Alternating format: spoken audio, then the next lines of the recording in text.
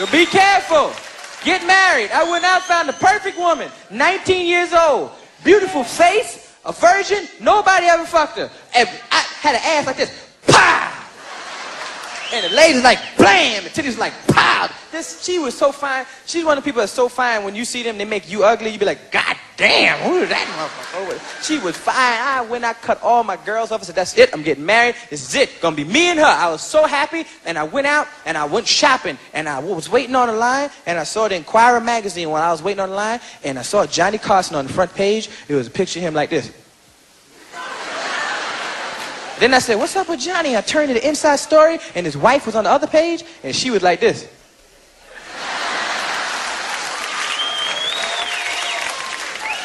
And over her head it said, Johnny's wife wants half Johnny's money. And I turned that shit back to Johnny. Then I started thinking about it.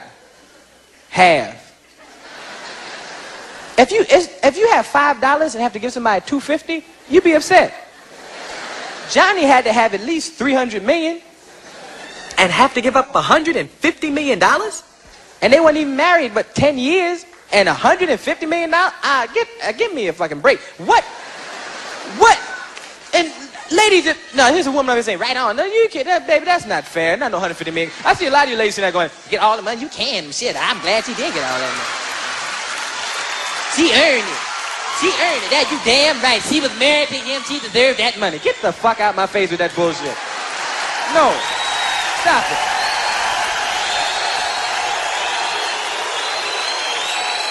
No, don't get me wrong. If you marry somebody and neither one of you have anything and you build $300 million together, you deserve half. But Johnny was $300 million in when they met. And I'm quite sure she knew. And Johnny, hey, I'm Johnny. She was like, I know who you are, motherfucker.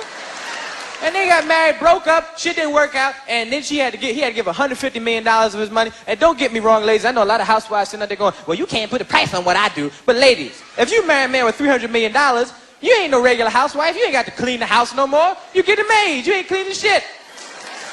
You marry a man with $300 million, you ain't cooking no more. You eating out. You marry a man with $300 million, you know how a lot of housewives got to get jobs on the side to help make ends meet? He got $300 million, the ends are meeting like a motherfucker. What you gonna do, get a job at a boutique on the weekends and shit? Say, here, Johnny, I made $70, put that with the rest. Now we have $300 million and $70. Because I want to do my share. No. All you have to do, you marry a man with $300 million, is fuck your husband. That's it. That's your job. Fuck your husband. That's it. That's just fuck your husband. You fill out a W-2. They say, what you do? You say, I fuck my husband. Oh, yeah. Greetings, brothers and sisters. Before I get into my next topic, I want to issue a disclaimer. Yes, I do still believe that there is true love out there and that you can acquire it. But with that being said, the individuals have to be of like mind, and they have to both have knowledge of self and don't be submerged into this Western civilization mind state. Now, the topic I'm dealing with now is marriage. Although I think that marriage, not in a Western sense, but in a traditional sense, for our people is truly encouraged, but as far as this form of marriage, chances are like one out of every two are doomed to fail. Reasons being is that I haven't really got too deep into the Marxism book, so I don't really want to quote that until I finish the source. But I was skimming through it a little bit, and it dealt with that particular issue about basically destroying the family unit. And also feminism as well played a huge part in it. As you notice from the clip with Eddie Murphy, and this stand-up from Raw from back in the day, I mean, he was talking about this a long time ago, and I was a young child then, and it really didn't sink in, back then, because I was like real young then. But I mean, he was pretty much ahead of his time as far as dealing with the commentary on this particular issue. Now the issue is I mean, it's been various reports out there about Kelly's getting anywhere between $40 and $55,000 a month, just for her having a Nas's child. When the argument goes is that she was his wife for a couple years, so she's entitled to half of his earnings or whatever, which I don't think is particularly fair, because in all actuality, the child is not going to need $40,000 to $55,000 a month in support. No, I'm not. Who am I to put a particular dollar value on what she should deserve? But let's just say $20,000 a month. Or why 40? Why 55? Why not 20? $20,000 a month. That's roughly a $250,000 a year. Should help maintain the child's lifestyle and her lifestyle to a certain degree. She has a career of her own. What she's going to do is just sit around and not do anything. And I don't know the particulars of their situation, so I'm not really just making this a personal bashing of Khalees per se, but I'm just talking about in general. So, I'm putting this video out here basically for the males and females out here. As far as marriage, if you're a highly successful person, or you marrying someone who's not in your particular class, where you would have, in case of divorce, you would have to pay. Now again, I go back to my disclaimer when I'm saying this, that I do believe in love, but I'm just looking at this from a pretty unbiased and objective point of view. So just bear with me. I'm trying to make a point here. I don't have anything wrote down. I'm just going off the top of the head.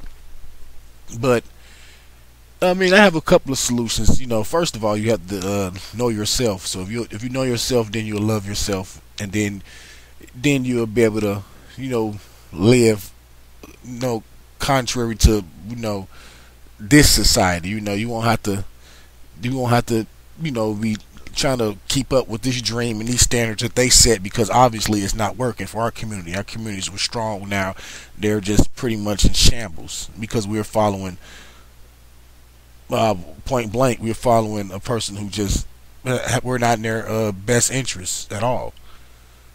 Okay, so what can you do? You say, prenup is only one part, but they can easily get picked through. You also have cohabitation agreements, and you also have joint custody agreements.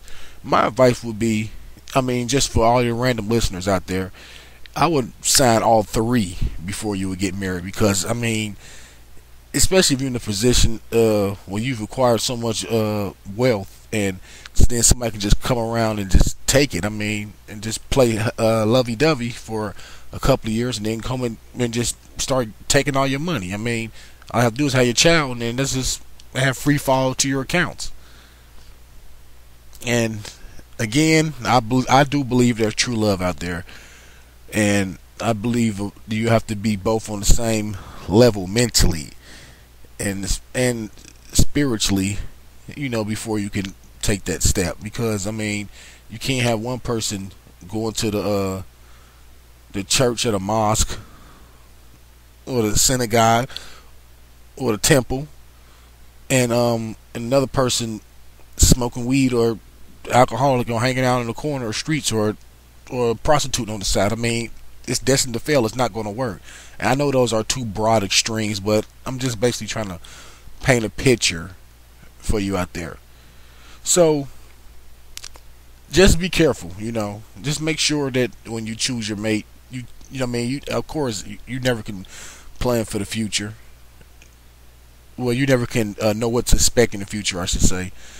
So just make sure that you basically have some kind of common ground, and some kind of, y'all stand for the same things, or pretty much gonna be destined to fail. That's not including the infidelities and other things that can go on. I'm just looking at it as a basic surface level. If you want me to, I can do a little research on the whole marriage thing and just go all out and write it down and everything and present it real well. But these are just this channel is just basically expressing my thoughts on certain particular issues. So I'm just gonna leave it at that.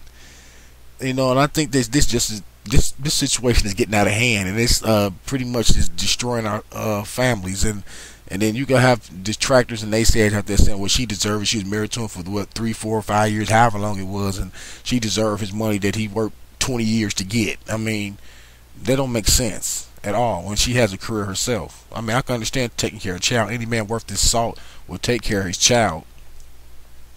But that's another topic for another time.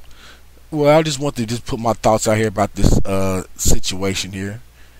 Again, I'm just a little biased, and peace be upon you.